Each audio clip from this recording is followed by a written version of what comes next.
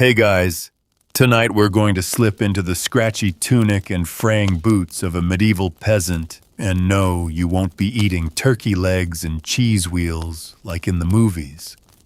We're talking turnips, pottage, and the occasional stale barley loaf if you're lucky. Imagine trudging through a muddy village road, the smoky scent of hearth fires curling into the chilly morning, your stomach groaning for something. Anything that isn't the same watery gruel you had yesterday. Your hands are cracked, your lips chapped, and your only hope is that someone in the household remembered to soak the beans overnight, because that's dinner. And yeah, you probably won't survive this. So before you get comfortable, take a moment to like the video and subscribe, but only if you genuinely enjoy what I do here. Let me know where you're watching from and what time it is for you down in the comments. Now dim the lights, maybe turn on a fan for that soft background hum, and let's ease into tonight's journey together. You wake to the sound of chickens rustling and the far-off bellow of a cow somewhere beyond the thicket out of early morning fog. Your stomach already hurts, but it's not illness, it's hunger. Again. You reach for the wooden bowl beside your straw mattress. A few crusts of yesterday's bread are still there, but they're hard as stone. You dip them into a cold pot of what's left from last night's pottage, hoping to soften the edges. This is breakfast. If it's a feast day or Sunday, you might have a bit of oat gruel left over, or God be praised, a cracked egg. But most days it's just this something brown, something bland. Something warm, if you're lucky. You chew slowly. The bread is coarse, not like the white, fluffy loaves nobles eat. Your bread is dark, gritty, flecked with bits of ground-up rye and sometimes even powdered bark or lentils. Flour is expensive and good sieves even more so. Your family shares a communal oven with the village, and what comes out of it is dense, chewy, and if you wait too long to eat, it's stale within a day. You don't waste it. No one wastes anything. You slip outside and see your neighbors tending their meager gardens. It's the same scene across all peasant villages in England, France, or the Holy Roman Empire. The diet doesn't change much. If you're lucky enough to have a small patch of land, it's planted with hardy vegetables, leeks, onions, turnips, beans, peas, maybe cabbage. You pull a few onions and haul a bucket to the village well. Today's meal will be another pottage, a stew of boiled vegetables and whatever herbs you can find. If someone bartered for salt at the last market day, maybe it'll even have some flavor. Pottage is your daily rhythm. It's a shapeless, endless food. You eat it hot, you eat it cold, you eat it thin when water is plentiful and thick when it's not. It bubbles in a big pot over the fire, absorbing every leftover and scrap. You can add lentils if you have them. Grains like barley or oats if the stores are doing well. You keep it going for days, reheating, reboiling, stretching the little you have. It is the cornerstone of your survival. Meat, that's a dream. You've gone months without tasting it. Your lord's gamekeeper would have your head if you tried to snare a rabbit or poach a deer from the woods. The penalty is severe, sometimes even death. On rare occasions, a neighbor might share a strip of bacon saved from a slaughtered pig, or a bit of blood sausage. But most protein comes from eggs, dairy, and legumes. You eat peas, you eat beans. Sometimes you even boil nettles or dandelion leaves. They taste sharp and bitter, but they're full of something your aching bones seem to crave. In the village, the community shares what they can. If someone's goat gives milk, they might trade for a few eggs or a piece of barley bread. Milk is precious. Not just for drinking, though. Fresh milk is a rare luxury, but for making cheese and butter which last longer and travel better. Soft cheeses don't keep, but hard cheeses wrapped in cloth and aged by the hearth give you something to chew when the garden is dry and the larder bare. By midday, you're hungry again. You've been in the field since sunrise, breaking soil or harvesting wheat, though none of it belongs to you. The manor takes its share, and what's left filters down through rents, tithes, and taxes. Still, you manage to save a few handfuls of grain. You carry them in a cloth satchel, soaking in the idea that tonight you might make something thicker. Maybe a kind of porridge. Barley boiled with water and sweetened with a touch of honey if bees have been kind this year. You remember the stories of famines, and maybe you've lived through one already. When rains don't fall, or when war passes through and fields are trampled, food disappears. You eat bark. You boil acorns, leaching them to remove the bitter tannins. You bake moss cakes. People die. The weak, the old, the children. No food means sickness, and sickness is always waiting. There are no hospitals, just prayers. Hunger is not an event, it is a neighbor, always sitting by your door waiting for the stores to empty. You think about fish. Some villages are near rivers or coastlines, and fish might be allowed. The church forbids meat on Fridays and during Lent, so fish becomes important if you can get it. Dried herring, salted cod, even eels. But you don't live near water, and anyway the local abbey takes most of what the nearby stream offers. You once tasted eel pie at a festival wrapped in thick pastry and heavily salted. It was delicious and gone too fast. Afternoons are quiet except for the sound of bellies rumbling. You pass a neighbor's house and smell garlic frying in animal fat. Someone is better off than you. It stings. You dream of spiced stews and roasts with cloves and cinnamon, things you've only heard of from travelers, or maybe the friar who visited last month. Exotic smells from a distant world. Instead, you go home. You check the pot, still pottage, and so the sun begins to set. You light the hearth and gather your family around. There's warmth in this, a kind of love that can't be measured in gold or jewels.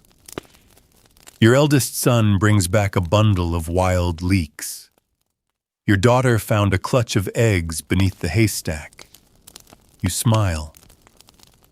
Tonight's meal will be a little thicker, a little fuller. You kneel by the pot and begin to stir.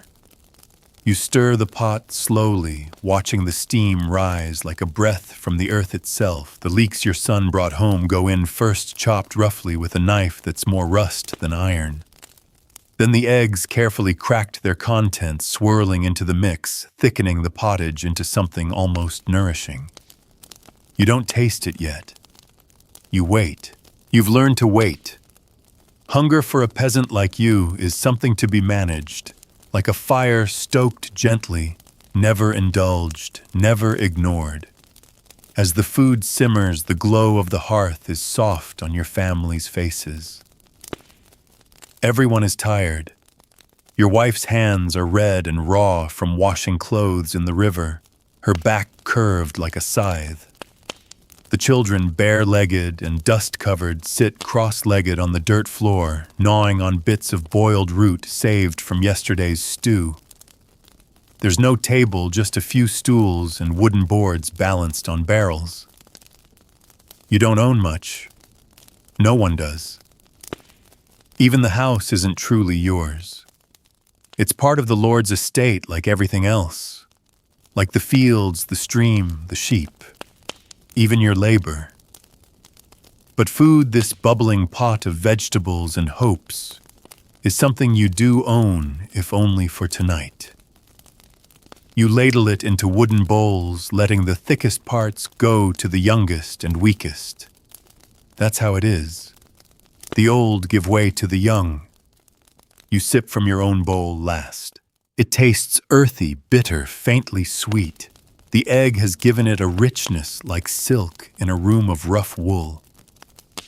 You close your eyes between bites, allowing yourself to believe, if only for a moment, that you are full. Afterward, the pot is cleaned with a bit of hot water and a handful of straw. There is no soap, no perfumed oils like the gentry use, just ash and labor. You scrape the sides clean with a shard of broken pottery, licking the edge before tossing it aside. Every scrap counts. Every crust is sacred. You wake before dawn again. Always before dawn. The cock's crow is your alarm, and hunger your second bell. Today you'll walk to the abbey because it's fasting season, and Father Bernard has promised a small portion of lentils for those who attend early prayers. The walk is cold and damp. Mist clings to your tunic like ghost fingers, and the dirt path squishes beneath your feet. Along the way, you pass other villagers, old Nan with her wicker basket, young Robin with his patched-up cloak. All of you hoping in your own quiet ways that God notices your hunger. At the abbey, the monks are already chanting. You kneel on the stone floor, hands folded, stomach growling so loudly, it feels like another voice in the room. The prayers are long, sung in Latin you don't understand. But that doesn't matter. You know what you need, and it isn't words, it's mercy. Food is mercy. Afterward, a young novice hands out small linen-wrapped parcels. Yours has lentils and a little pinch of coarse salt. A feast by your standards. You tuck it into your pouch and head home with new plans for dinner. The path back winds through damp fields where other peasants are already at work. You see a woman gathering wild greens, her eyes scanning the ground like a hawk. She's foraging just like you do sometimes when your garden fails or the grain has molded. You make mental notes that spot near the oak tree might still have mushrooms next week, and the hedgerow beyond the sheep pasture has stinging nettles in early spring. Dangerous to pick, but good when boiled down. Everything in nature is either food or poison or both. Back in your kitchen, you tip the lentils into the pot. They soften over the hours as you go about your day, mending a broken fence, helping your neighbor rethatch a corner of his roof, trading a sack of onions for a handful of dried peas. There's no currency in your world, not really. Only barter and trust, and the slow grind of daily labor. At mealtime, the lentil stew is thick and warm. You break off pieces of yesterday's bread to dip into it. The bread has gone hard again, but you don't complain. Hard bread is better than no bread. You eat slowly, letting the salt hit your tongue and waking up flavors you barely remembered. Even your youngest child smiles after his first bite. You make a game of guessing what each meal reminds you of a joke you invented to make the bland seem grand. Tastes like a nobleman's roast, you joke, and your children laugh, though none of them has ever tasted a roast. You talk while eating, not about politics or poetry like nobles might, but about practical things, how many eggs the hen laid, when to plant the turnips, whether the miller is cheating the village with his weights again. You joke about how skinny everyone looks. You lie and say you feel full even when you don't. That's just how things are. You learn not to talk about hunger too much, or it becomes real in a way you can't ignore. Some nights someone in the village gets lucky. A pig is slaughtered. A chicken dies naturally. A festival allows for meat. The entire street seems to buzz with anticipation. You might get a slice of salted pork, or a piece of liver boiled in garlic. It's rare, but when it happens, you eat like kings, or at least how you imagine kings must eat. The meat is chewy, sometimes tough, but bursting with flavor. Your mouth waters at the first bite and your hands shake as you lick the grease from your fingers. You don't waste a single drop. The bones are boiled for broth, the fat rendered for cooking, the blood caught for pudding. Everything is used. And the next day you go back to turnips and barley. There's a quiet dignity to it, you think. A kind of rhythm. You don't starve, not exactly, but you live on the edge. One bad harvest, one sick cow, one harsh winter, and you tumble off that edge. So you pray. Not for wealth, not for feasts, but for just enough. Enough to feed the children. Enough to get through the week. You dream of apples sometimes. Big, red, juicy ones. Not the sour little crab apples that grow in the woods, but real orchard apples, fat and sweet, with crisp skin and golden cores. You've tasted them maybe twice. Once during Michaelmas, once after a long journey to a nearby town. They tasted like joy, like luxury, like something meant for someone else. Still, you hold on to that taste in your mind. A reminder that even in a world of boiled roots and bitter leaves, sweetness is possible. Rare, fleeting, but possible. And tomorrow it'll be pottage again. You rise again with the light, though the sun hasn't fully cleared the horizon yet. The rooster's crow echoes in the chill morning air, and your bones feel older than you are. You rub your eyes, stretch your arms, and glance toward the cold hearth. The pot from last night still sits there, a crust of lentils clinging to its edges. You scrape it clean with your thumb, then slip outside to check on the chickens. You're hoping for eggs, but they haven't laid in 3 days. You mutter to yourself, not angry, just resigned. You know how it is when food is scarce, even the animals grow lean. You walk past your neighbor's plot and nod. He's pulling up early turnips, brushing off the dirt and setting them into a woven basket. You wonder if he might trade 2 for a measure of dried beans you've been saving. Maybe you'll ask later. But for now, your focus is water. You carry your wooden pail to the well at the village's center. There's already a queue. Mothers, grandmothers, boys, half asleep, all waiting in silence with their buckets. Their eyes hollow with the kind of tired that never goes away. When your turn comes, you lower the bucket. Hear the soft splash, then hoist it up again. The rope creaks, water sloshes. It's cold, and your fingers sting as you carry it home. This water will do for everything today, drinking, boiling, cleaning, maybe even stretching the stew further if you need to. You pour a little into the pot and place it back over the fire. It's thin now, just cloudy water flavored faintly with what's left of yesterday's lentils. But it will warm your belly, and sometimes that's enough.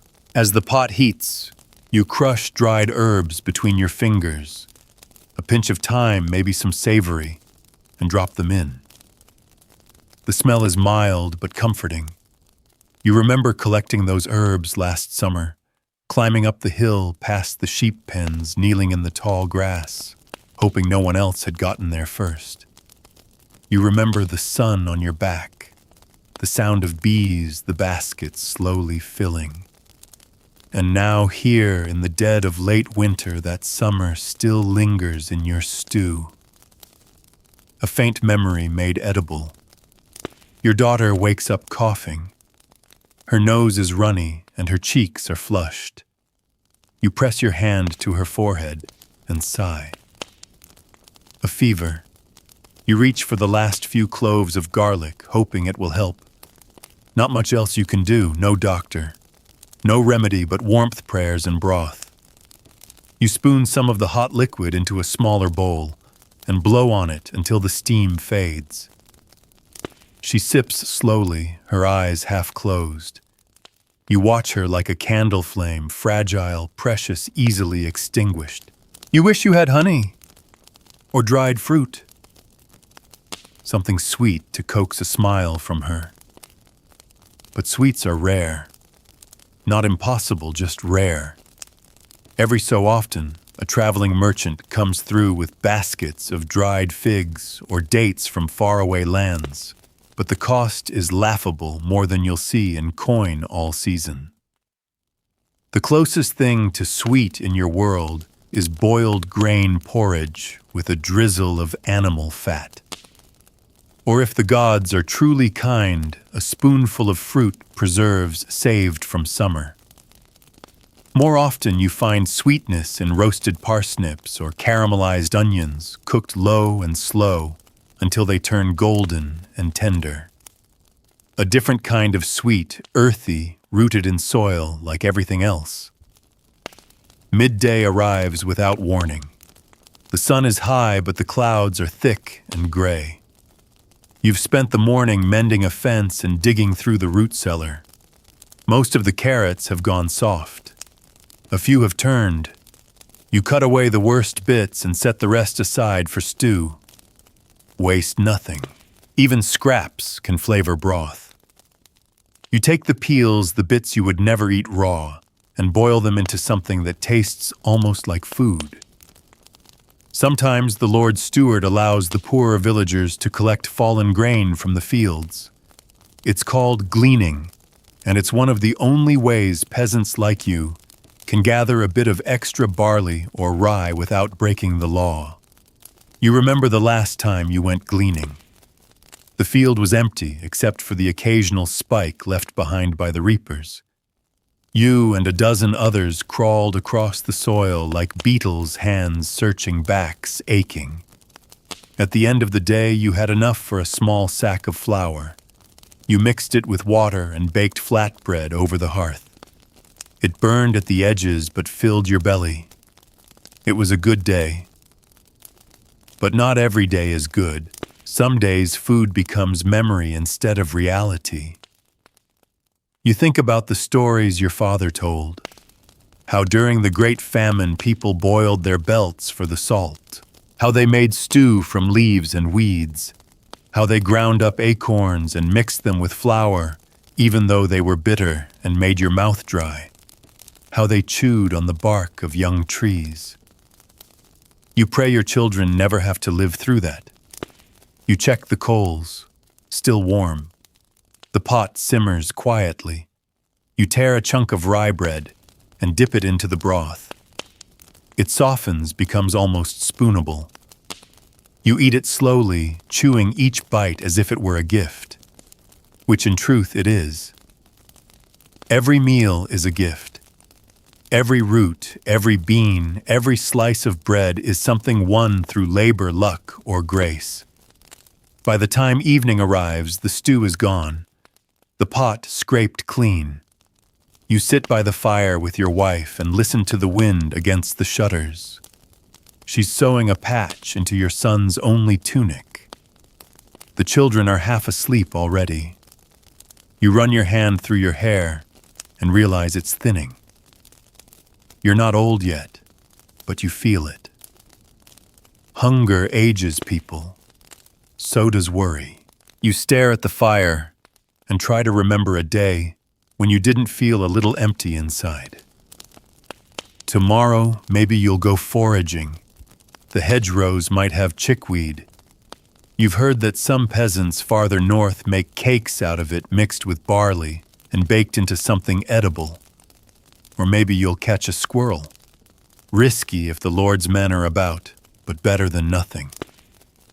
You've seen how fast hunger turns people cruel, how friends turn their backs, how mothers go silent, how children cry without tears when their bodies are too dry to produce them.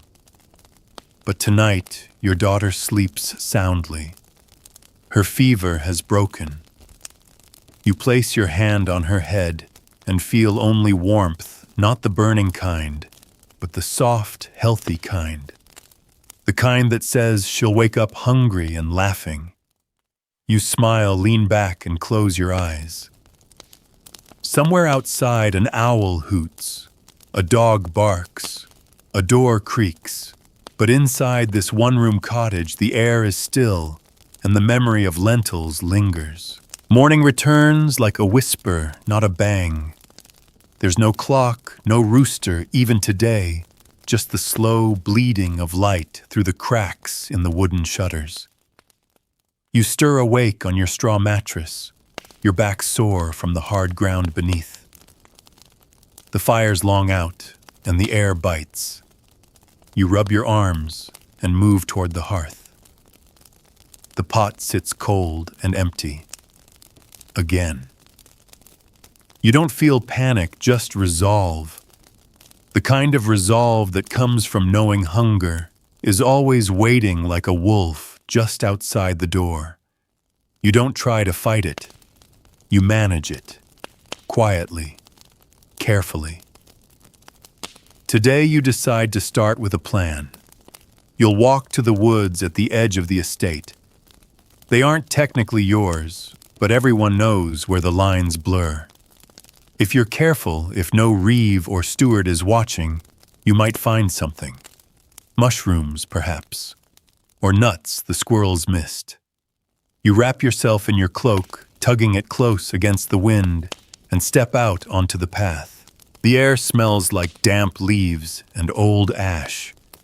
You pass the other houses. No one greets you. Everyone is busy surviving. At the forest's edge, you pause. Your eyes scan the underbrush, your fingers twitching with instinct. You spot a few puffballs, good eating if they haven't turned.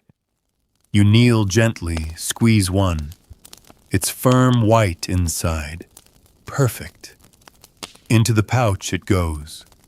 You find more wood sorrel with its bright tang, a few sprigs of wild thyme, and a solitary chanterelle golden and beautiful like a hidden coin. You thank the saints under your breath. It isn't much, but it's a meal.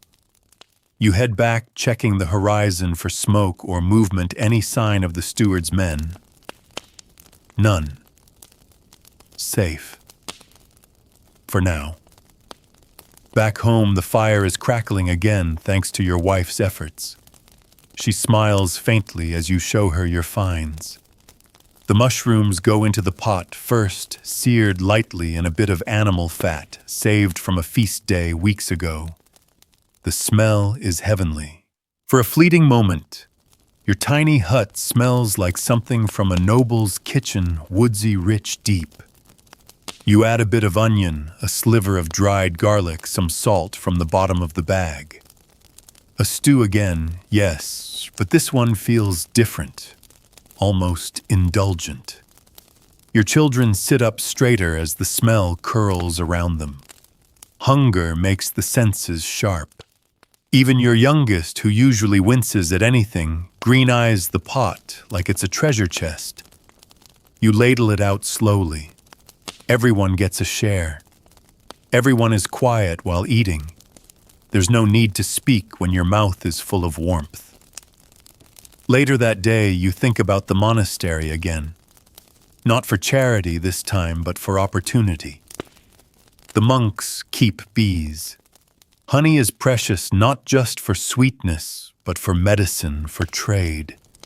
You've heard they sometimes let villagers work the hives during harvest in exchange for a few spoonfuls.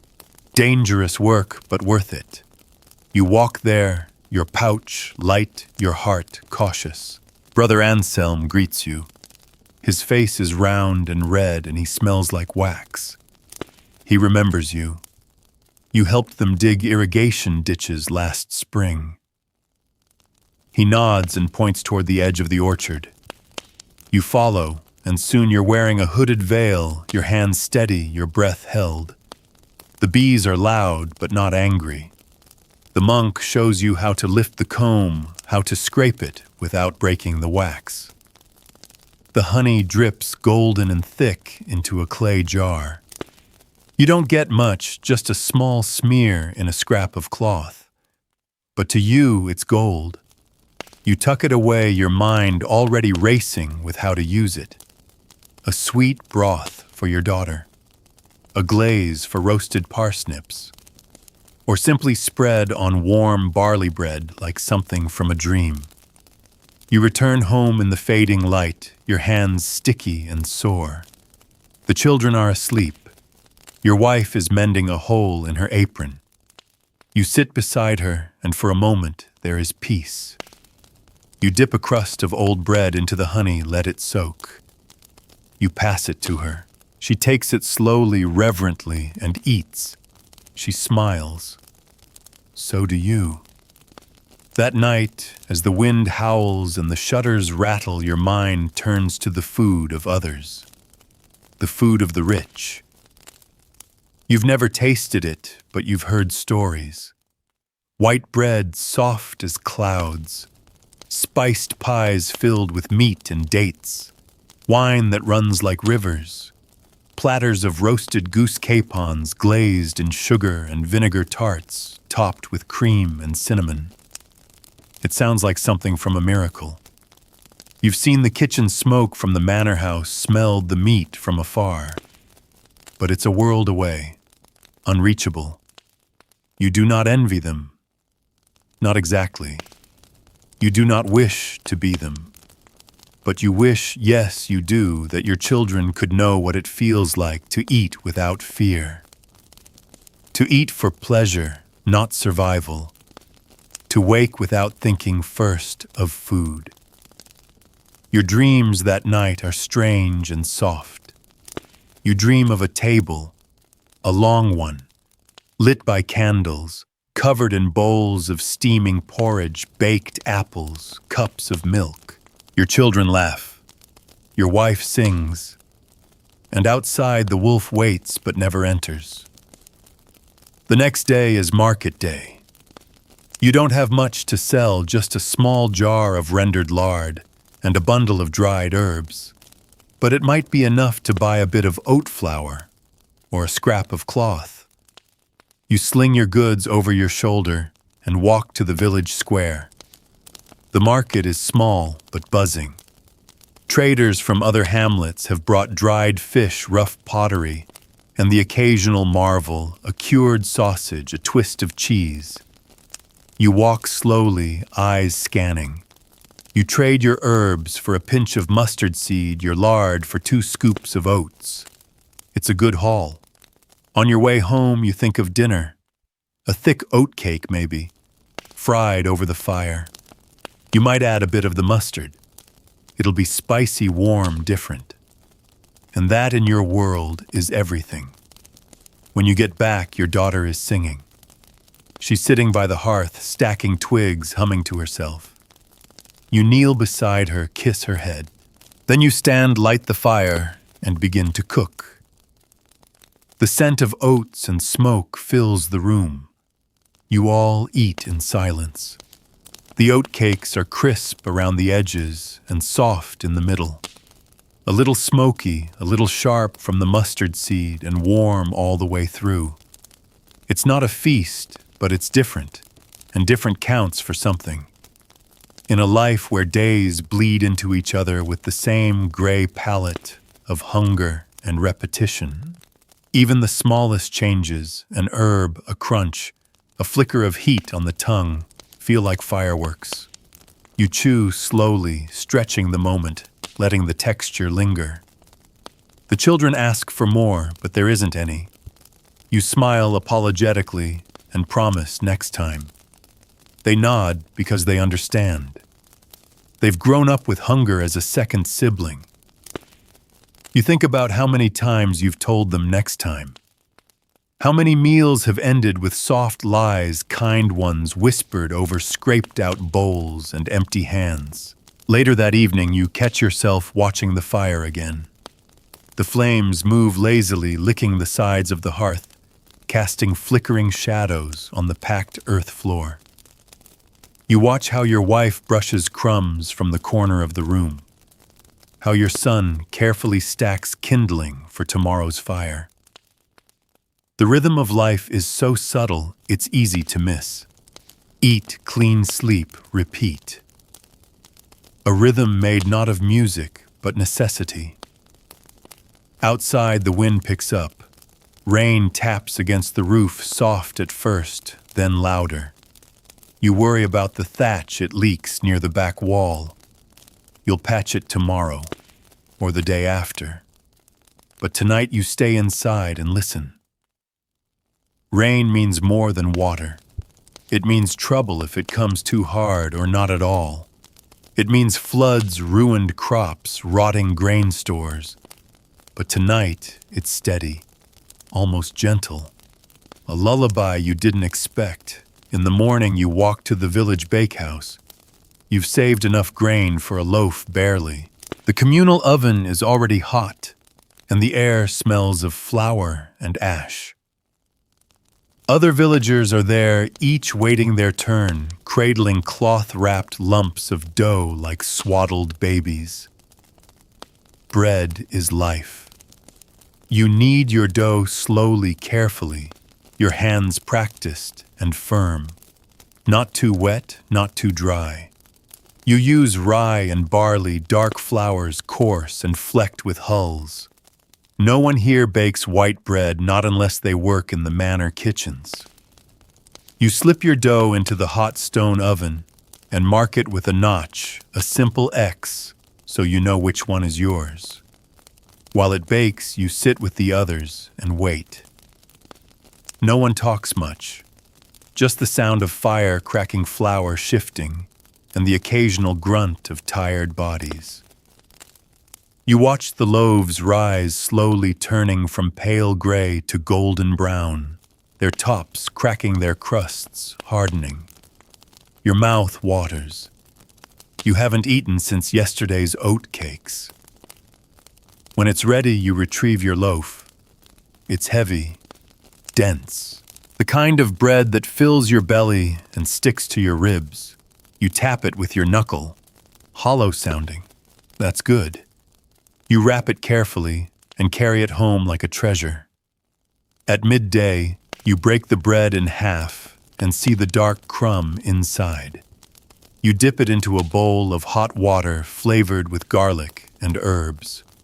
The bread soaks it up greedily like dry earth drinking rain. You take a bite. It's chewy, slightly bitter with a satisfying heft. You feel full after only a few pieces. That's the beauty of coarse bread.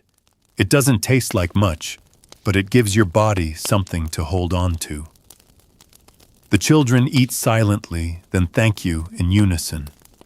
Your wife rations the rest, wrapping it tightly in cloth and placing it on the highest shelf, away from mice, away from temptation. You smile proud. Bread days are good days. That evening, a traveler passes through the village. He's a tinker selling needles and bits of tin buttons, charms, and tiny flasks of something he calls spice wine. He offers you a taste, just a sip, and your mouth lights up. It's sweet.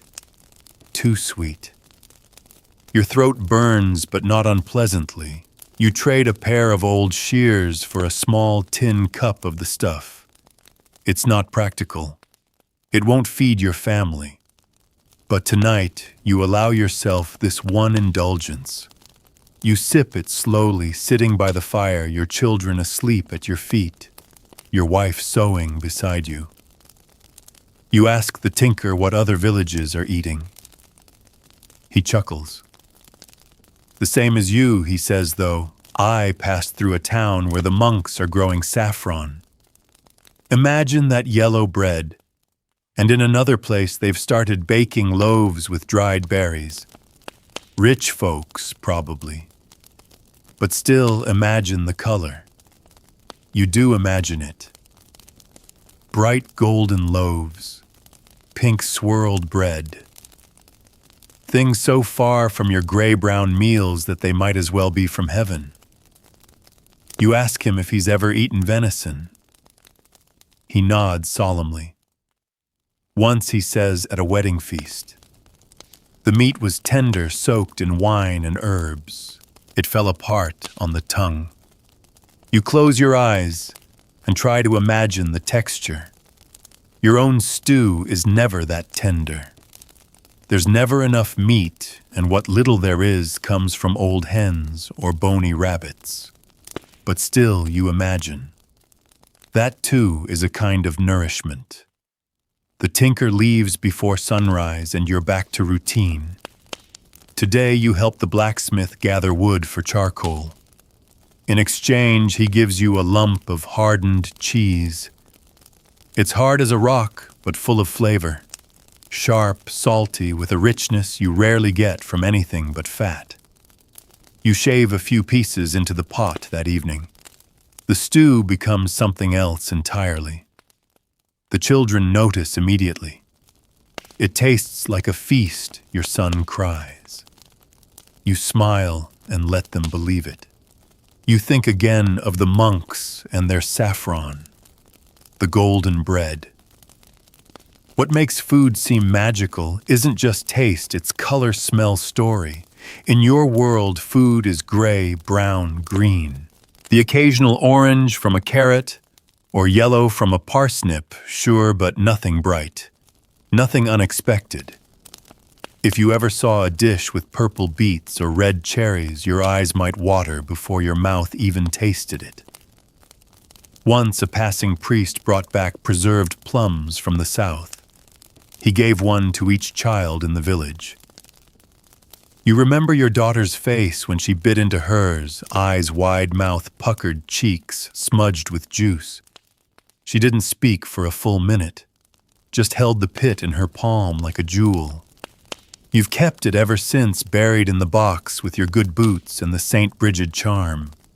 You find yourself praying more lately, not just for food, but for flavor, for color, for days that don't taste like the one before. You don't ask for much, just enough. A new herb, a richer broth, a moment of surprise. Because in your world, surprise is the closest thing to luxury. You wake with sore hands and a sore back, but today, there's something else, an idea, a whisper of inspiration curling behind your eyes like smoke. Yesterday's stew with shaved cheese was more than just filling. It brought joy. And now you're wondering what else is possible with so little. What combinations, what transformations you can coax out of roots and crumbs and herbs picked by moonlight. You're no cook, not by noble standards, but here in your cottage at the edge of survival, even the act of imagining flavor feels like rebellion. You look around your small garden. The cabbages are stunted, the carrots gone to root, but the leeks are holding on. A few more days and they'll be harvestable again. You tug one from the soil, wipe it on your apron, and carry it back inside. Paired with a piece of that hard cheese, this could be something. You remember what the tinker said, yellow bread, berry loaves, venison steeped in wine. You don't have those things, but you have your fire, your pot, and your hands. While your wife tends to the laundry scrubbing cloth on a stone by the river, you chop the leek carefully and set it in a pan with a little lard.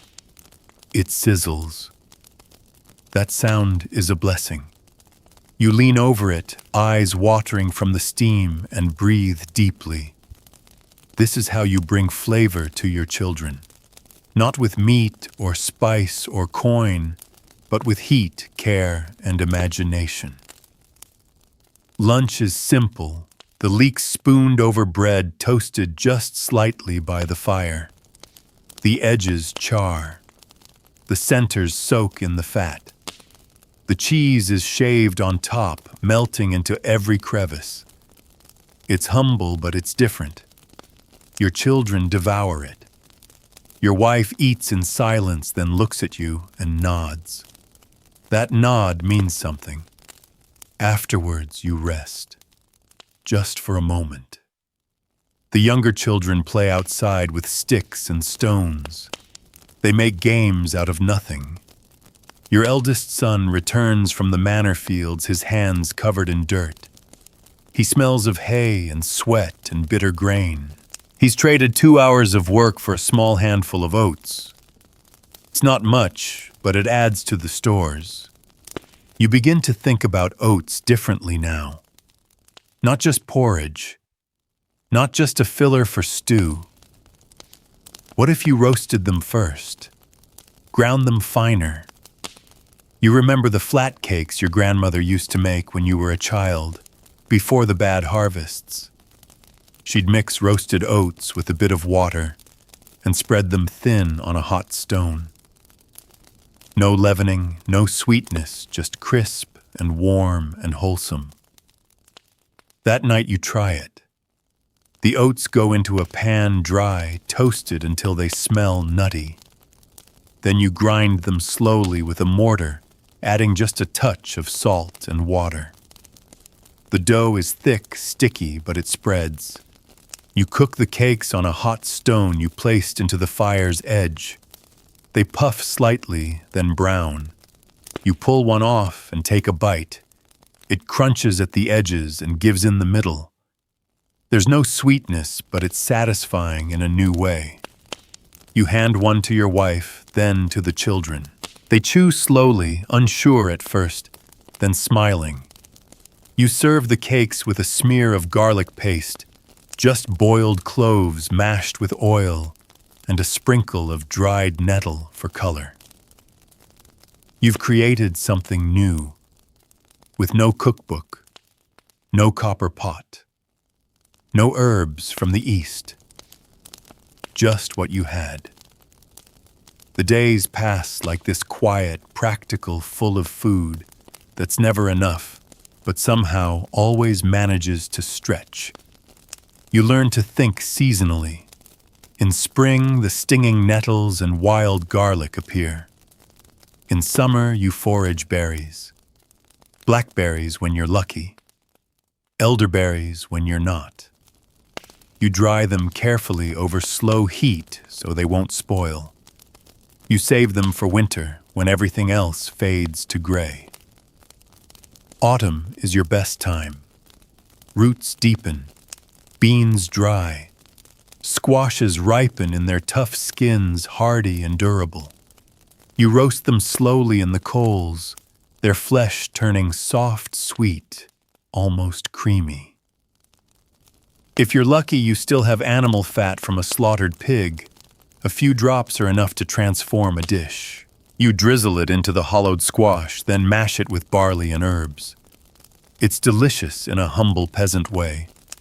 You eat it by hand, scraping the skin with your fingers, licking them clean at the end. Winter is the test. Always. It's when the hunger howls the loudest. The ground freezes. The rain turns to snow. The livestock grow thin, and so do you. You make soup from bones, even if they've been boiled before. You throw in everything: onion skins, carrot tops, crushed grains, bits of stale bread. The pot stays on the fire for days, fed and refed, never emptied, always simmering.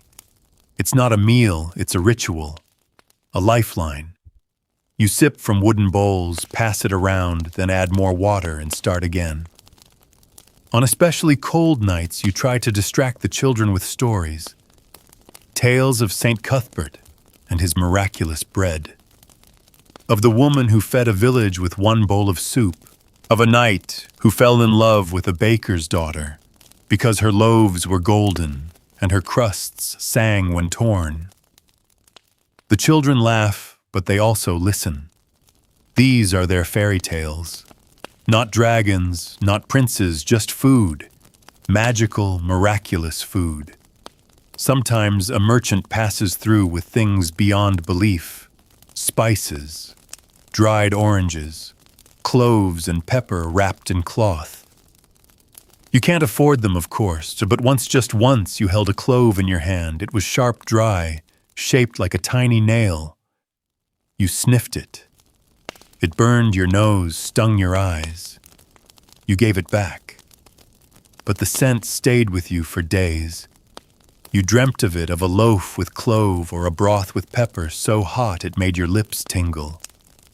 You know you'll never eat those things. Not really. But your mind keeps them. like colors in a gray world. You imagine dishes that will never exist in your kitchen, but live on in your heart. Breads that puff like clouds, soups that shimmer gold, fruits so sweet they make your knees weak. And when your children ask, "What's for supper?" you say, "Something special, even if it's the same pottage you've made all week." You stir it with love, serve it with warmth, and season it with memory. Because here in your tiny cottage with your cracked bowl and your wooden spoon, you understand the truth that lords never will. That food, when shared, when loved, when made from nothing, is magic. You wake before the sun, as always. The fire is out again, the ash pale and powdery in the hearth. You press your hands into your lower back and groan softly. The aches settle deeper with each passing year, like water soaking into old stone. You move to the window and lift the wooden shutter just a crack. The sky is still dark, but the horizon glows faintly blue another day, another round of scraping together something that might count as a meal. The children are still asleep, their bodies curled under rough blankets stuffed with straw, and old wool feet poking out hair tangled. You watch them for a moment, your chest tight with something not quite sadness, not quite pride. Just love and hunger, always hunger. You begin the day with bread, stale as usual but softened with water and toasted on a flat stone. You rub it with a garlic clove, what's left of one anyway, just enough to leave its shadow on the crust. It's not much, but it gives it a soul. You crack a smile at the thought, bread with a soul. That's something the monks would say. After breakfast, you make for the river. You bring your fishing line, not a real hook, just a bone sharpened at one end and tied with old twine. You don't expect much, but if the gods are kind, maybe a trout, maybe a tiny perch, even a frog. You've eaten worse, the water is cold. You crouch on the bank, still as the rocks. Hours pass like smoke drifting upward. Birds cry in the trees. Your fingers cramp. Finally, a tug. You pull gently, then harder. It's a fish, small, barely bigger than your palm, but it's enough, more than enough. You kill it quickly, whisper a prayer of thanks, and tuck it into your bag. When you return home, your wife looks up in surprise. She rushes to clean it, guts it over the trough. The children squeal with excitement. You haven't had fresh fish in weeks. It's fried over the fire, seasoned with wild thyme and salt. The skin crisps and sizzles, the aroma thick in the air. You divide it carefully, tiny portions for each child, a sliver for your wife, and just the tail for yourself. Still, when the flavor touches your tongue, it feels like gold. You boil the bones afterward, of course.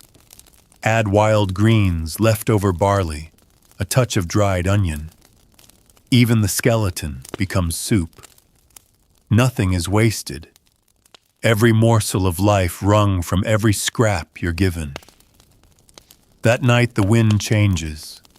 It's sharper, like a knife glancing off your cheek with shah. Winter is whispering at the door.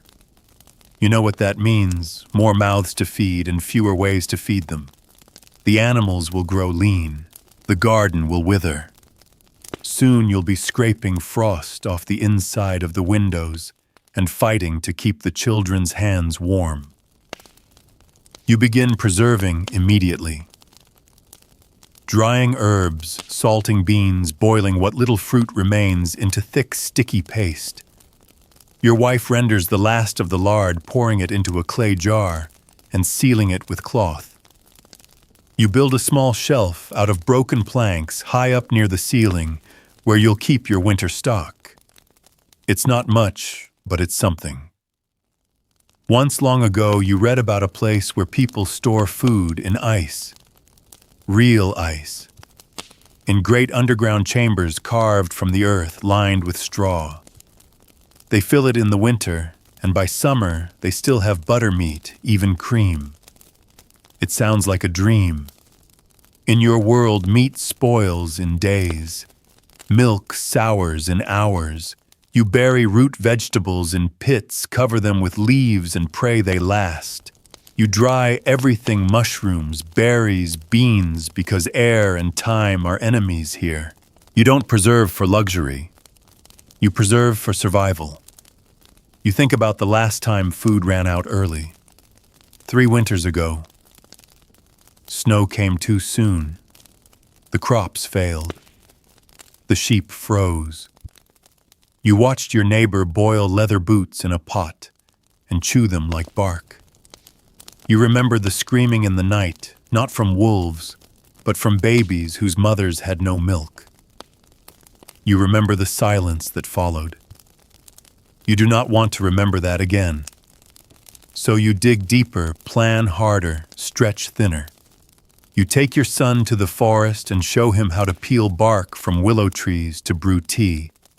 It's bitter, but it warms the belly. You teach your daughter how to find the last of the chestnuts before the squirrels get them.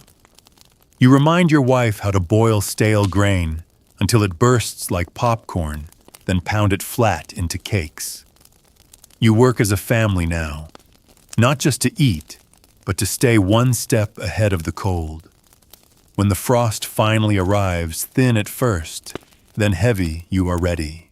Not prepared, but ready. There's a difference.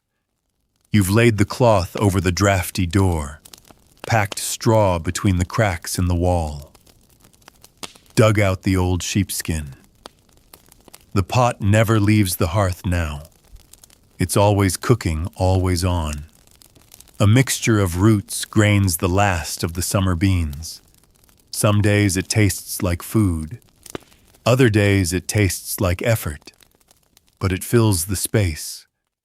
And sometimes, when the pot boils just right, and the children are giggling about something silly, and the wind howls, but the fire crackles louder, you feel something else. Not comfort, not peace, not safety. Something simpler. Enough. That night you gather the family for a meal. Just broth and bread again. But you light a candle. You say a blessing. You sit a little longer by the fire. You let the children tell stories and laugh at their absurdity. You let your wife rest her head on your shoulder. The candle flickers. You take a spoonful of broth and realize something. You are not full, but you are not empty either. You are not rich, but you are not hopeless. This, you think, is what it means to eat like a peasant. Not just to feed the body, but to honor every bite.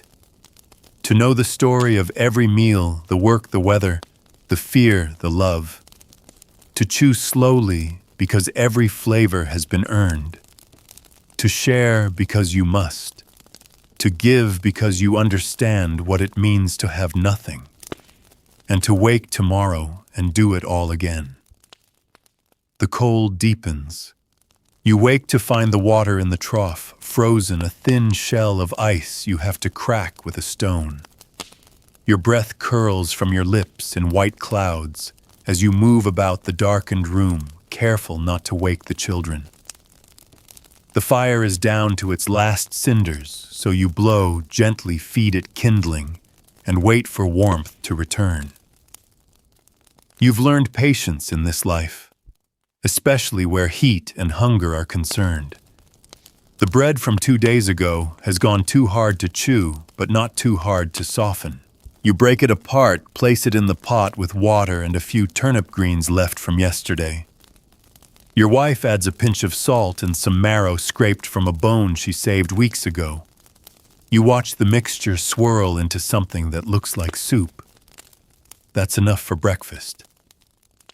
Everyone eats in silence. You hear chewing, sipping, then slowly conversation. The children speak first, always. It's their way of making the silence more bearable. You listen and smile, though you hardly speak yourself. Later, you walk down to the manor road, hoping to trade. You've brought with you a bundle of dried nettles, a few quail feathers your son collected, and a twist of coarse wool. You're hoping for a scrap of cheese, or even a cracked egg. The steward's wife is known to be partial to herbs, and you're banking on that. She's standing near the gate when you arrive. You bow your head low, hold out your bundle. She eyes it carefully, then shrugs. She gives you half a cup of goat's milk and turns away. It's more than you expected.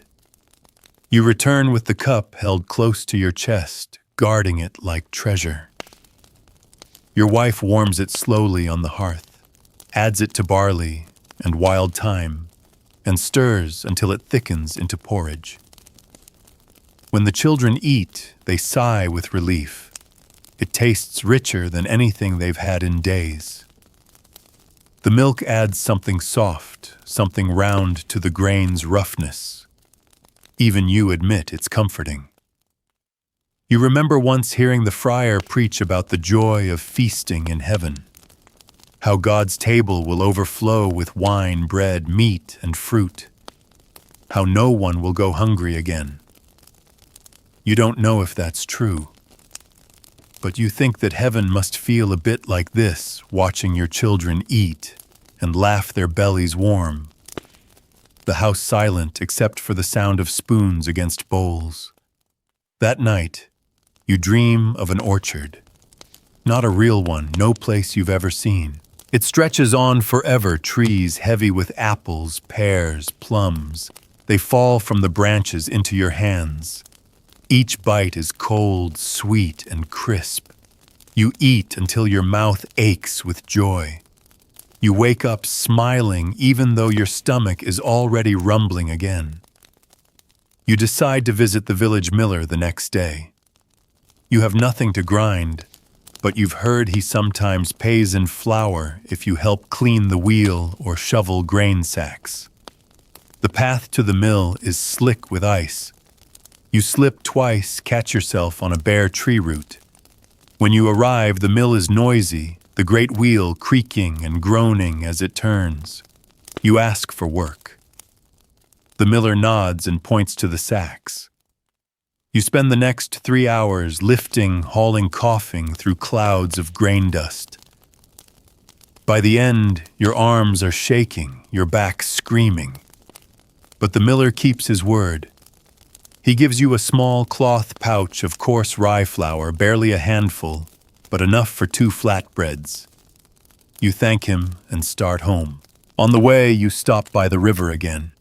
Not to fish this time, just to look. The water is half frozen, moving slowly beneath a crust of ice. You crouch and watch your reflection, your cheeks hollow, your eyes rimmed with shadows, your hair graying at the edges. You look like someone twice your age, but still there's something proud in your stance. You are not broken. You are not bowed. You bake the flatbreads that evening. No yeast, just flour water, salt, and fire. They bubble at the edges, blister slightly, then darken. You serve them with a smear of mashed beans mixed with crushed dried garlic. Your son says it tastes like the bread he remembers from a festival once when someone shared a real loaf. You don't correct him. Let the memory grow sweeter than the food itself. The next day is Sunday, a day of rest in theory. But you still have to gather firewood, patch the roof, sweep the floor. You do it all quickly so you can take the children to Mass. The church is cold and plain, but there's comfort in the rhythm, the prayers, the incense, the Latin words. You don't understand but feel anyway. You sit in the back near the other poor families. When it's over, the friar hands out thin slices of barley bread soaked in broth. Charity, he calls it. You call it kindness. The bread is soft and salty, and it brings tears to your eyes. Your wife sees you crying but says nothing. That afternoon you sit by the fire and mend your boots. The soles are wearing thin, and winter isn't finished yet. You patch them with bits of cloth and seal the cracks with wax. They'll last another week, maybe 2. Then it'll be sandals again, even in snow. You find yourself staring at the wall, not in despair, but in thought. Counting stores in your head, how many beans, how much grain, how many dried apples remain. You begin making a plan, not just for tomorrow, but for the weeks ahead. You think about what seeds to save, which plants grew best last year, how many days until the first thaw. Because food doesn't begin in the pot. It begins in the dirt. That evening, you boil a pot of soup from almost nothing water, salt, barley, a single onion. You add the rind of the hard cheese you saved weeks ago. It softens as it cooks, melts into the broth. The taste is faint but unmistakable. Cheese. The children's eyes light up. You ladle it into their bowls, letting them believe it's richer than it is. They don't need to know how thin the broth has become. After supper, your daughter hands you a drawing she made with charcoal on old parchment. It's your family sitting around the fire, bowls in hand, smiling. There's a loaf of bread in the center, round, full, golden. She's drawn it big. Too big. It takes up half the page. You laugh gently and pull her into your lap. Someday, she whispers, we'll have a real one, won't we? You kiss her forehead. Yes, you say, because hope too is a kind of food. You wake to the sound of dripping, a slow, steady rhythm just outside the door. Snow melt. It's faint, but it means something winter is turning. The frost hasn't loosened its grip entirely, but somewhere beneath the hard crust of earth, life is thinking about stirring again. You press your feet to the cold floor and stretch. The ache is still there. It always is. But today it comes with a flicker of something else, anticipation. Your wife is already at the hearth, stirring the embers to life. The pot is empty, but not for long. You gather the last handful of barley, a small onion sprouting green from one end, and a sliver of lard. It isn't much, but it will do. You slice the onion thin, the green part too, nothing wasted. Into the pot, it all goes seasoned, with the usual handful of hope and a pinch of fatigue. As it simmers, you think ahead. You'll need to till the soil soon. It's still hard as stone, but not for long. You'll borrow a spade from the neighbor, or better yet, barter labor for tools. You remember the feeling of dirt under your nails, the weight of a seed between your fingers, the smell of fresh turned earth. It's backbreaking, but it's honest. And unlike the stew, which disappears as fast as it's made, the earth gives something back if you ask gently and often. The children wake, stretching and yawning. Their eyes go to the pot first, of course. You smile and motion them close. Each gets a bowl, thin but warm. The barley has plumped just enough, the onion lending a sweetness that dances across the tongue. They eat with a kind of reverence, as if even the simplest meal might disappear if not respected. You taught them that without ever saying it. After breakfast, you walk out into the thinning snow. The path to the fields is still slick, but manageable. You check the compost pit where last autumn's scraps were buried, leaves, peels, old roots. The smell is strong, but good. Life is building again quietly under the surface. You press your hand into the heap and feel warmth. Real warmth. It makes your heart beat faster. On the way back, you gather fallen twigs for kindling and spot a rabbit track in the snow. Tempting, but dangerous. The Lord's forest is nearby, and the penalty for poaching is no joke. You'd risk it if your children were starving, but not now. Not yet. You think instead about the garden. The first things to go in will be peas, onions, and leeks. Maybe kale if you can get the seeds. Turnips and beans will follow. You know the order by heart. You've lived it for years. You plan it like a general prepares for battle. Each plant has its place, its moment, its risks. Some years the rain ruins everything. Some years it never comes at all. But some years, some glorious green years, the earth blesses you. Back home, your wife is weaving new cloth. She's unraveled an old tunic to reuse the threads. The children are outside now, gathering moss and twigs for the henhouse. It's still too early for eggs, but your oldest swears he saw chickens scratching around the hay pile. A good sign. You sit at the table, the pot empty again beside you, and begin sorting seeds. Each one small, wrinkled, easily overlooked. Yet you cradle them like relics, because each seed is a meal. Not today, not tomorrow, but soon. Lunch is tea made from dried apple skins and a scrap of flatbread left from 2 nights ago. You soften it in the tea, let it crumble in your mouth like ash and memory. You don't mind. The apple scent lingers. For a moment it feels like summer. That night, the village gathers in the chapel. No feast, no festival, just warmth. The fire is big, and people bring what they can. Someone contributes a basket of dried beans, another a pot of weak ale.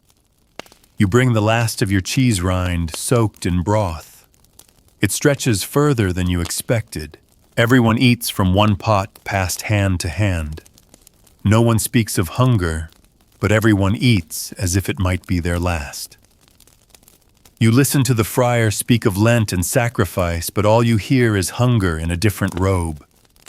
You nod, you pray, and afterward you walk home in silence. On the way, your youngest tugs your sleeve and whispers, "Will there be berries this year?" You glance up at the sky. Stars shimmer like frost. "Yes," you say, "if we take care of the bushes." She nods. That's all she needed. Back inside, the children curl up together. Your wife sets a pot of water over the fire with a few cloves of wild garlic, just enough to scent the air. It calms the nerves. You sit beside her and watch the flames move like dancers behind a curtain. For a while, no one says anything. Then she looks over and murmurs, "I think we'll make it." You don't answer right away.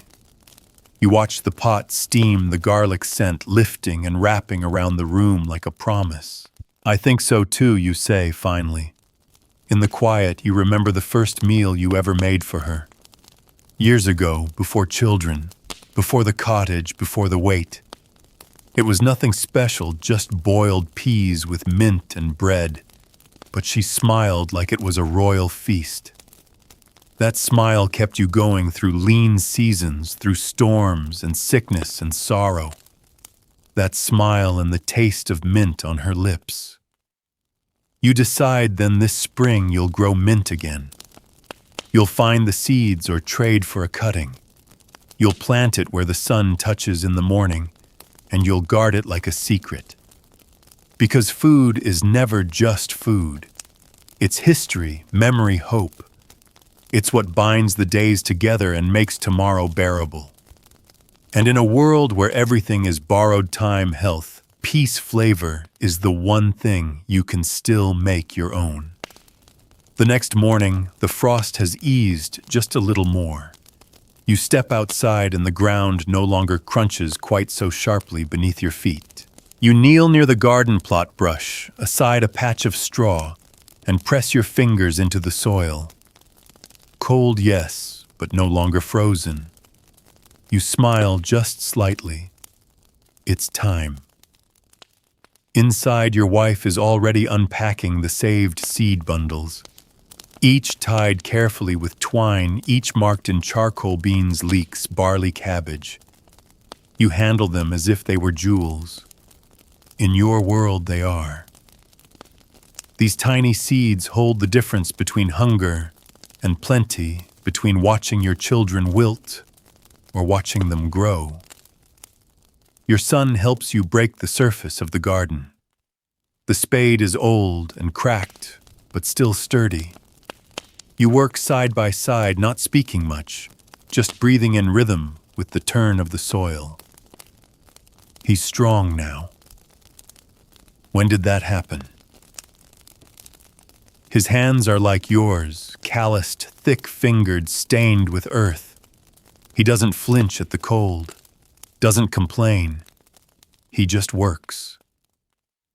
By midday, the first rows are marked and you begin planting. You bury the seeds gently, not too deep, just enough. You whisper to them as you work. Not words exactly, just thoughts, wishes, promises. You remember your mother doing the same, her hands guiding yours, her voice soft. Speak kindly to the earth, she used to say, and it will try to feed you. Back inside, your wife has made a soup from the last handful of dried peas and a single carrot that's gone soft but not spoiled. She's added a bit of garlic oil saved in a jar since autumn. The smell is sweet and familiar. You eat slowly, every bite a blessing. Every bite another brick in the wall between your family and the hunger that still waits outside. In the days that follow, you watch for sprouts. The garden stays under your eye like a sleeping child. The nights are still cold, and you worry the frost might come back and kill what little hope you've planted. You pile straw along the rows, check the soil each morning. And then one day, a miracle green, a thin curl of pea vine pushing its way upward. Then another, then another. You kneel there grinning like a fool. Your daughter sees you and comes running. You point to the green shoots.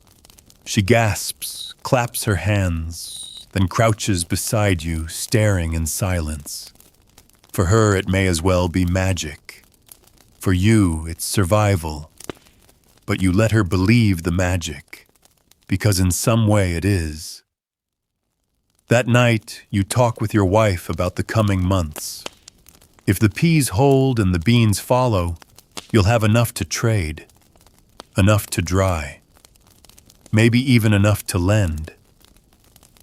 And if the barley doesn't rot, and maybe you can finally bake bread thick enough to last more than a day. You make plans for preserving. You'll dry the peas on racks beside the hearth. You'll pickle the onions in brine. You'll stack the barley in sacks and hang them high to keep the rats out. You'll store the turnips in a pit dug deep, lined with straw and sealed with mud. You've learned these things not from books, but from years of scraping, failing, trying again. The days grow longer.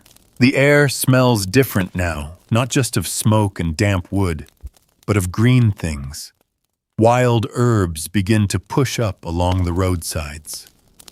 You recognize sorrel chickweed cleavers. You pick a handful of each. Your wife turns them into a mash with salt and oil. She spreads it on bread, and it tastes sharp, alive. You trade a bundle of fresh greens at the bakehouse for a scoop of bran. Not much, but you mix it with flour and stretch your loaves further. The texture is rougher, the taste deeper. You discover something: bread doesn't need to be soft to be good. It just needs to be honest. Sometimes you think of the manna again. Of the foods, they must have white bread, soft cheese meat that melts in the mouth. You wonder if their bellies are ever empty, if they've ever torn bread with trembling hands, or licked a bowl clean because it might be the last hot thing they eat that week. You doubt it. But then again, you also doubt they know the joy of a green sprout after a long winter. The joy of a meal born from your own soil, your own hands, your own breath. The abbey begins planting as well. You walk there one day offering to help. They give you a small sack of oats in return. The monk in charge, Brother Ewan, shares news of other villages. Some are still deep in hunger. Some have seen livestock disease. You nod solemnly. That news travels slow and hurts fast. He gives you a cup of weak beer before you leave. You sip it, thank him, and walk home with the oats tucked under your cloak. That evening, you cook porridge. Not watery like in the lean months, but thick and rich. You stir in the last of the honey, just a finger's worth. Your youngest tastes it first and squeals with joy. She dances around the room while eating bare feet slapping against the stone floor. The rest of you laugh too, because something about it, the porridge, the honey, the dancing, feels like a feast. You sit with your bowl watching the steam rise, thinking how strange it is that the simplest food can hold so much meaning. The honey was from last summer. The oats bartered from monks. The water drawn by hand. The fire stoked with wood your son gathered. Every part of this meal holds a memory. You don't eat just to live. You eat to remember. And that night, as the stars blink to life above your roof, you go to sleep, not empty, not full, but exactly enough. Morning brings warmth. Not just the kind that creeps through the shutters or settles on your skin, but a deeper kind, the warmth of spring finally stepping forward without hesitation. The wind no longer bites. The ground no longer resists your spade. The world begins to smell of damp soil and promise. You rise before the others step outside and breathe in the air. It smells like growing things, like green, like food waiting to happen. The dew clings to your boots as you walk the garden rows. You kneel beside the pea shoots, now taller, and brush the soil from around their stems with gentle fingers. Tiny blossoms are beginning to form, white, delicate, almost ghost-like in the early light. Back in the cottage, the fire is already lit. Your wife is stirring something in the pot, barley again, with sorrel and a few leaves of young cabbage. The smell is sharp, earthy, and oddly hopeful. You sit, take a bowl, and eat. The cabbage is still bitter, but you don't mind.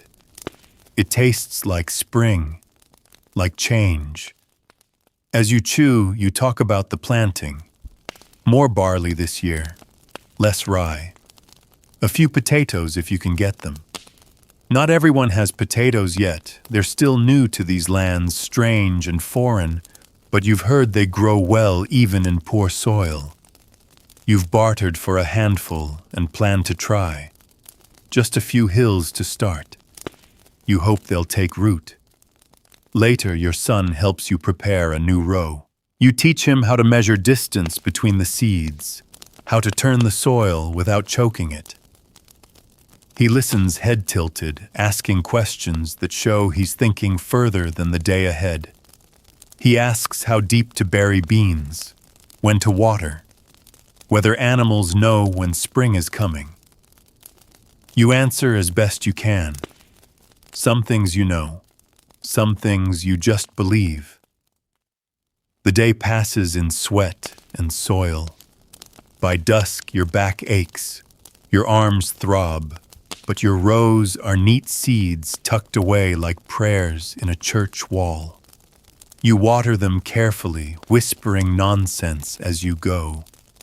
Not because the seeds understand, but because you do.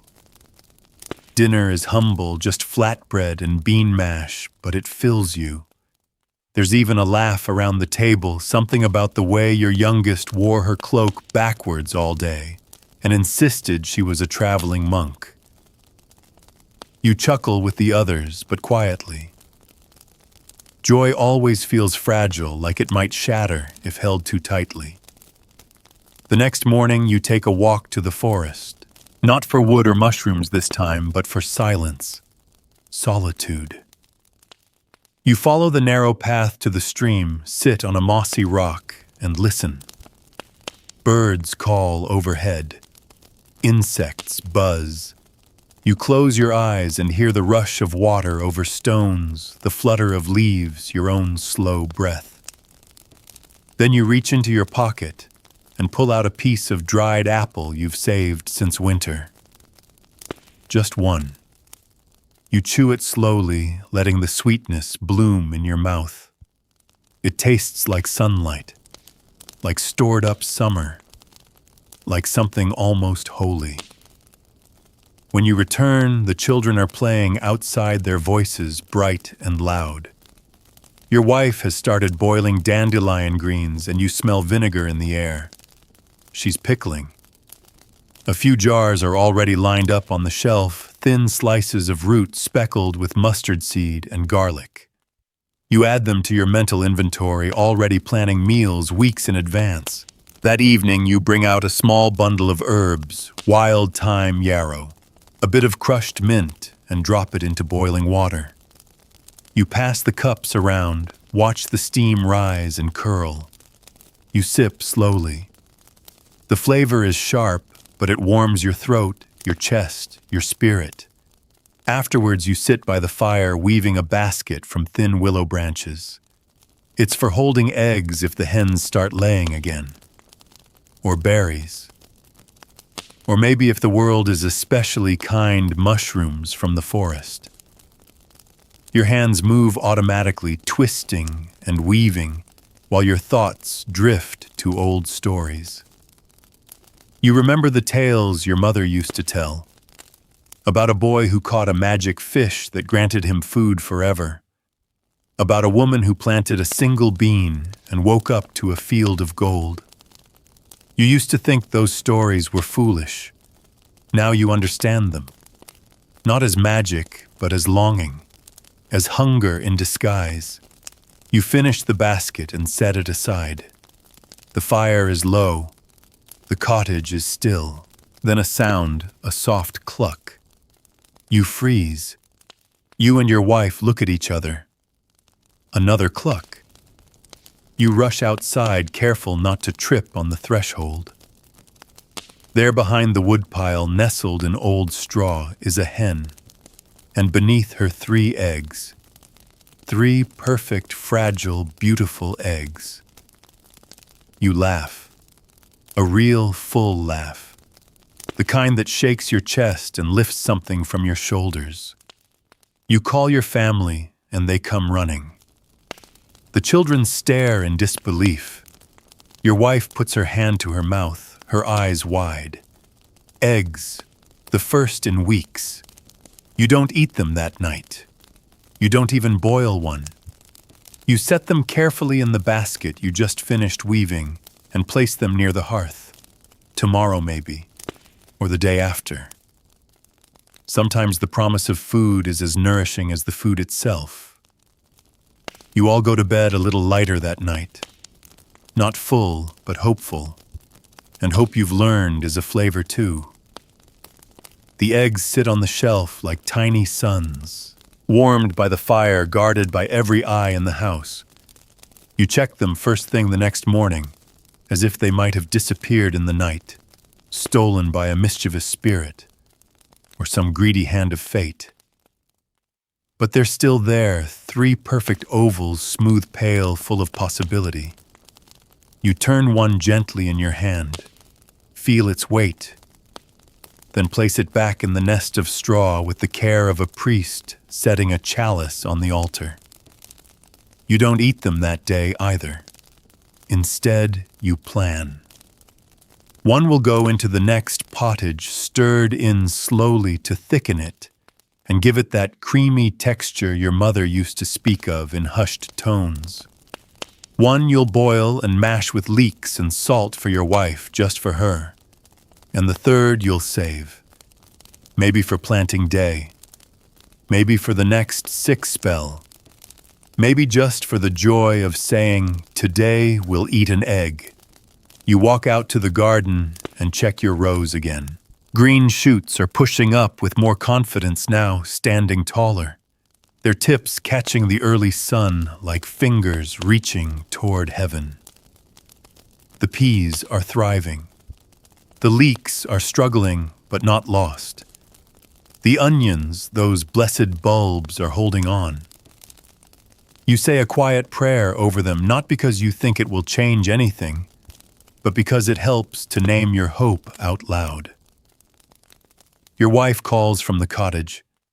She's scraped together a breakfast from barley mash and chopped dandelion leaves topped with a drizzle of the garlic oil you've been hoarding.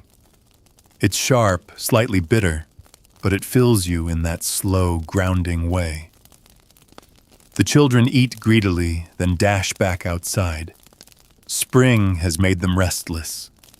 Everything feels like a game now, how fast they can spot a worm wriggling in the dirt, who can find the first violet in bloom. You let them run, let them laugh. These are the moments that carry you through the leaner days. That afternoon, you bring one of the eggs with you to the Abbey. You've been meaning to speak with Brother Ewan about trading oat seed for extra tools. But the egg, you're offering it as a gift. Not out of surplus because there is no such thing, but out of respect. Out of the need to keep goodwill flowing like clean water between your family and the ones who have access to grain and shelter and knowledge. Brother Ewan sees the egg and his face changes. He accepts it with a quiet nod, as though you've placed a relic in his palm. "Thank you," he says. "I know what this means." You nod. Words would feel foolish now. In return, he offers a small sack of oats and a pinch of something wrapped in cloth. "Chamomile," he says, "for tea, for sleep, for the little ones when they get fever." You tuck it away carefully. On the walk home, you keep your pace slow. Not from fatigue this time, but from peace. You've made a fair trade. You've turned a small miracle into many. That's what peasants do best, multiply grace. That evening, your wife boils the second egg. She doesn't know you've given one away. You watch her slice it open carefully, the yolk just firm, still warm. She crumbles a pinch of dried nettle over it, adds a whisper of salt. She eats it slowly, almost reverently, and says nothing. But her shoulders ease and her eyes soften, and when she looks at you, it says more than any thanks. You save the third egg. You don't know for what. But not yet. You place it back in the basket, now lined with cloth instead of straw. A place of honor. The next day brings wind, strong, sharp, pulling clouds across the sky like sails across a sea. You work fast in the garden, reinforcing rows, tying string for the pea shoots to climb. Your son helps his hands, quick his eyes, always scanning the skies. "Storm's coming," he says. He's right. By evening, the wind howls. You bar the door, stuff rags in the cracks, gather the children close. Dinner is quick pottage, again thickened with bits of roasted root and barley. The rain starts just as you're finishing. The first thunder rumbles like a hungry stomach, deep and rolling. Your wife lights 2 candles. One flickers, but the other holds. You sit by it, wrapping the children in blankets, telling stories about summers past. About times you picked wild strawberries so ripe they stained your hands. about the festival where someone roasted an entire lamb and gave pieces away like gold, about the day your first garden grew so wild you had to give food away because you couldn't eat it all. Did that really happen? Your daughter asks wide-eyed. Yes, you say. Will it happen again? You hesitate only a moment. Yes. Because you believe in seasons, in cycles, in soil that remembers how to give. The storm passes by dawn. The air smells like wet earth and something sweeter like relief.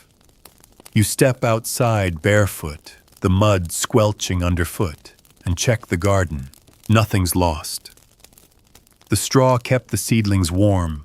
The string held the earth absorbed what it could. You smile tired but grateful. You spend the day repairing what the wind shook loose, piling stones back into place, righting the firewood stack, shoveling out the doorway. Your hands are blistered again. Your back knots up. But your spirit that feels straighter than it has in weeks. At supper, you decide to crack the third egg.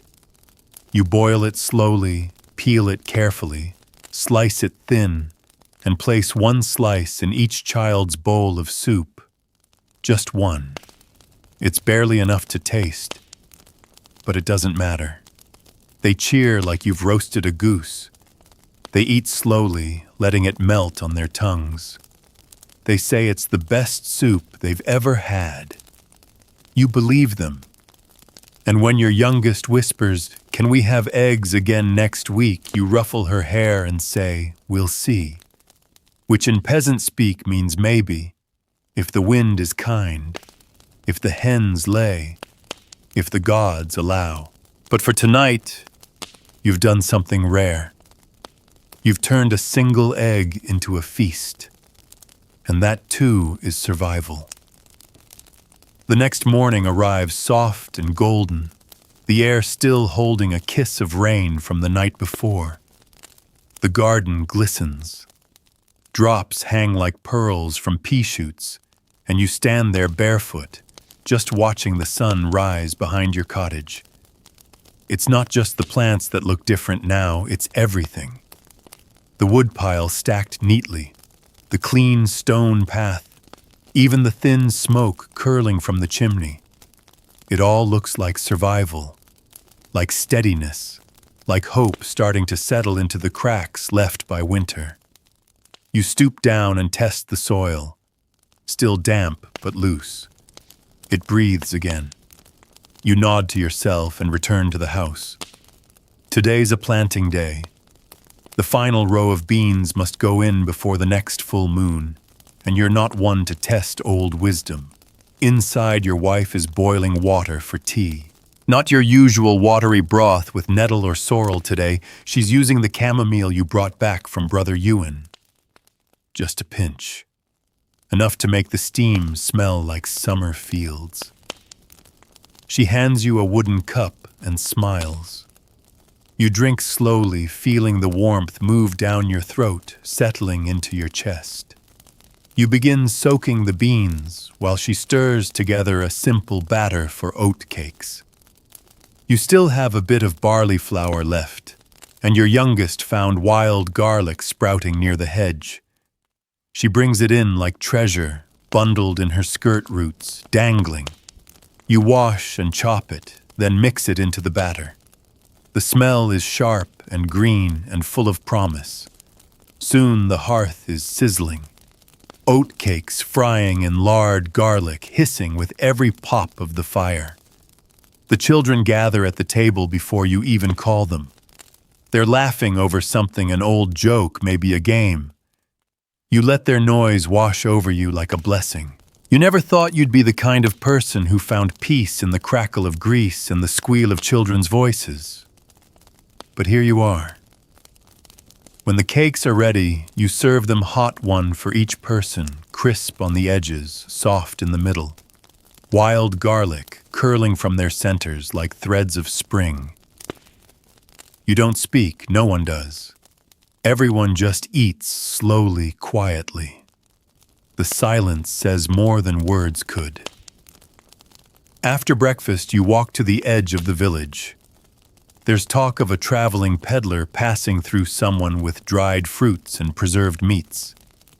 You don't have much to trade, but you've brought a small woven pouch filled with dried wild herbs. Marjoram, mint, thyme, all gathered in the past season and wrapped tight in linen. The peddler's cart is just outside the church, painted bright red, the wheels thick with mud. He smiles when you offer your bundle, and after some haggling, he hands you a gift, a small round of dried cheese, and to your astonishment, a twist of apple leather. It's only a stripped brown translucent wrapped in wax, but it smells like autumn, like sweetness and smoke. You walk home slowly, guarding your prize as if it were gold. At home, the garden calls to you again. You spend the afternoon burying the last of the beans, whispering thanks into the soil as you work. The sun is warm on your back. Your son is beside you again, learning, mimicking your every motion. You let him lead a row on his own. It's crooked, messy, but you say nothing. He's learning. And more importantly, he cares. When the planting is done, you prepare dinner. Not stew this time. You crumble the dried cheese into boiled barley, stirring until it melts. It clings to the grains, making each bite creamy, salty, almost indulgent. You slice the apple leather into thin ribbons and tuck one into each child's hand like a ribbon of sunlight. They blink, stunned. It's been so long since they've tasted anything truly sweet. One of them starts to cry. You say nothing. You just sit down beside them, take a bite, and let the silence hold you all together. Later that night, after the fire has burned low and the house is quiet, you lie on your back and stare at the beams above. You count knots in the wood, listen to the slow, even breathing of your family. In your hands, you hold a tiny sack, just a few seeds no bigger than a fingernail. Radish. Something you haven't grown in years. Too short a season, too much risk. But now with the soil warming and the memory of sweetness still on your tongue, you think, maybe. So the next morning you plant them. A small patch near the door where they'll get sun and rain. Fast growers if they take. You tamp the soil gently, then press your hand flat against it like a seal. You start keeping a journal of what grows where. Just scratches in charcoal on a scrap of parchment, nothing fancy. But you listed all, the number of shoots, the first leaf, the days between rains. A record. A kind of prayer written in the language of peasants. You begin experimenting too. You try pickling cabbage with vinegar and thyme. You soak old bread in broth, then fry it crisp and top it with greens. You mash beans with wild mustard and garlic and spread it on barley cakes. Each small change matters. Each one breaks the cycle of sameness.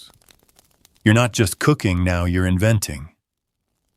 The children begin to notice. They call your dishes by silly names, crunchy mash bean, surprise herb toast. They help forage, help chop. One of them begins mimicking your garden notes, scribbling drawings of roots and leaves with charcoal on old cloth scraps. You hang one by the hearth. A picture of a pea pod, lumpy and crooked and beautiful. At night, you start dreaming differently. Not of feasts or banquets, but of tables filled with things you've grown. A spread of colors, yellow beans, red berries, green leaves, brown bread. Not luxury, not abundance, but balance. Enough. And as you drift off one night, your wife resting against you, your children curled like fox kits on the floor, you realize something profound. You have built a cuisine. Not the kind sung about in courts, not the kind painted in manuscripts or served on silver platters, but a cuisine of survival, of grit and grace, a way of cooking that remembers, that honors the seasons, that says we are still here. And that too is worth tasting. The days grow longer. The sun lingers in the sky like it doesn't want to leave, and for once you don't mind its stubbornness. Your garden responds in kind, greener, taller, thicker every morning. The pea vines curl higher, clinging to their stakes like pilgrims reaching for heaven. You bend down to find pods plump and ready. You pinch one off and crack it open. The peas inside are small, sweet, almost glowing in the light. You pop one into your mouth and chew slowly, letting its brightness bloom on your tongue. It tastes like reward, like months of cold and silence being paid back in something that fits in your palm. You call the children and hand each of them a pod. Their eyes widen at the taste. One whispers, "It's like candy," and you smile, because it is in its own way. Not just a vegetable, but a victory. The garden is feeding you now, not just promising to. At supper that night, you stir the fresh peas into a barley mash with mint and dried onion. You crumble the last corner of that dried cheese into it, and the dish becomes something new again. Creamy green, rich with texture and memory. You eat slowly, letting each bite remind you of winter, of the lean days of the pottage that barely filled a bowl. This meal is different. This one sings. Your wife saves the pea shells. She'll boil them for stock tomorrow, or maybe dry them for compost. Nothing goes to waste. Not in your house. Not in any peasants. The next day, your radishes sprout. It's too soon for roots, but the tops are there, red and bright against the dirt. You kneel to touch them, trace your fingers along the stems. These were the gamble, the hopeful planting, and their taking. You laugh softly, then walk inside and announce the news like a town crier. Your wife laughs. The children cheer. You didn't think radishes would bring joy, but they do. That night you tell a story, one your grandfather used to tell, about a king who could never taste anything. He had the best cooks in the world, dishes from every corner of the earth, and still nothing satisfied him. Until one day he lost everything, his crown, his gold, his palace, and was forced to live among farmers. A woman gave him a bowl of barley soup with leeks, and he wept because it was the first thing he'd ever truly tasted. Your children giggle at the idea of a crying king, but you see the truth in the tale. You've known the same thing, that hunger makes flavor sharp, that struggle teaches gratitude, that the best meal isn't the richest, it's the one you needed most. You begin drying herbs again, mint, sorrel, yarrow, thyme. You tie them into bundles and hang them from the ceiling rafters, the whole cottage perfumed like a meadow in midsummer. Your wife starts saving flower petals not for eating, but for tea and medicine and beauty. Even the youngest children help gathering petals and tucking them into baskets with sticky fingers and wide eyes. Soon you have jars filled with dried leaves, roots, seeds. A shelf you call the larder, though it's just an old bench by the hearth. It holds everything hope, memory, preparation. It's not full, not yet, but it feels sacred. The hens are laying again. Not every day, but often enough. You gather the eggs, gently hold them against your chest as you walk them inside. Each one is used with reverence. Whisked into porridge, slipped into boiling water, crumbled into hot bread dough.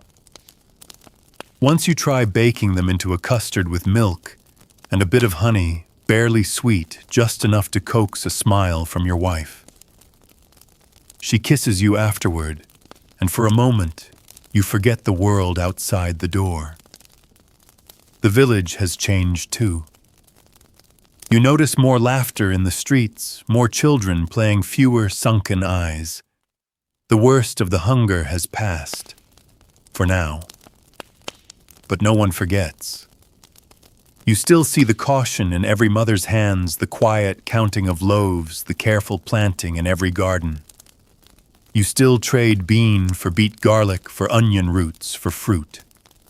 You still thank the saints when rain falls in just the right way. At the next Sunday Mass, the friar reads a parable about seeds, how they fall on different soils, how some die and some thrive. You nod. You understand that story in your bones now. You are soil. So are your children. So is your table. After Mass, there's a gathering in the village square. Someone's goat gave birth. Someone else baked bread for sharing. You bring a bundle of pea pods wrapped in cloth and leave them on the table with the rest. You don't stay long, you never do, but you leave feeling like part of something larger. A village, yes, but also a rhythm, a cycle, a shared hunger and a shared healing. Back home, you experiment again, this time with ash-baked root vegetables wrapped in cabbage leaves. It's slow cooking done over coals and under ash, but it makes the carrots tender, the leeks smoky, the cabbage rich. You serve it with vinegar and a hint of honey. The children marvel. It's like what lords eat, one says. You don't correct them. Maybe it is. As you lie down that night, you watch the rafters again, herbs drying, a few onions, hanging the promise of flavor suspended above your head. You think of all the meals you've made, all the days you've stretched one turnip into something resembling dinner. All the tiny miracles, a sprouting seed, a fresh egg, a good trade, a shared bowl. You close your eyes and the scent of time lingers. Not strong, just enough. And as sleep takes you, you dream not of feasts or banquets, but of your own table, of warm bowls and smiling faces, of firelight and full bellies, of a life built from scraps, stitched with patience, flavored with resilience. And you know this truth, you are no longer just feeding your family. You are feeding a story. The days slip by in a rhythm now, sunlight, soil, supper, sleep. The garden thickens, the hens cluck with purpose, and the scent of herbs and garlic clings to everything, your clothes, your hands, even the wooden walls of the cottage. You don't mind. These are the smells of survival, of routine shaped by need, of life fed not by excess but by intention. The peas come in first, followed by beans, then the early leeks. You begin picking daily now, just a little at a time, so the plants keep giving. You've learned to time the harvests well, never too soon, never too late. It's not magic, it's attention. You know what fullness looks like. You know what hunger taught you. One evening you gather everything the garden offers, peas, leeks, barley, even a few radishes, and prepare what your children now call the rich stew. It started as a joke when one of them stirred in an old marrow bone and said it smelled like wealth. But it stuck. Every few weeks, when the ingredients line up just right, you make it again. This time you add a bit of crushed wild fennel from the path near the abbey. It lifts the broth, gives it sharpness like a burst of sunlight inside your mouth. Your daughter sets the table now without being asked. She lines up the bowls, folded cloths beside each one. Your son tends the fire like he was born to do it, stirring the coals with a practiced hand. Your wife, now with more color in her face, brings out the flatbread from its cloth wrap. Still warm, still steaming. The children sit down and wait, not because they've been told to, but because they know this matters. The ritual of it, the shared breath before the first bite. You serve them each a ladle of stew, thick and green and golden. The smell rises earthy and clean. You eat slowly, together. No one speaks until the bowls are half empty. Then someone says it. We've made it, haven't we? And you pause, spoon in hand, thinking. Have you not to luxury, not to plenty, not to the kind of life that nobles write poems about? But yes, you've made it through the winter. You've fed your family from the soil you dug yourself. You've turned hunger into creativity, repetition into ritual. You've crafted joy from scraps. You nod. Yes, you say. We've made it.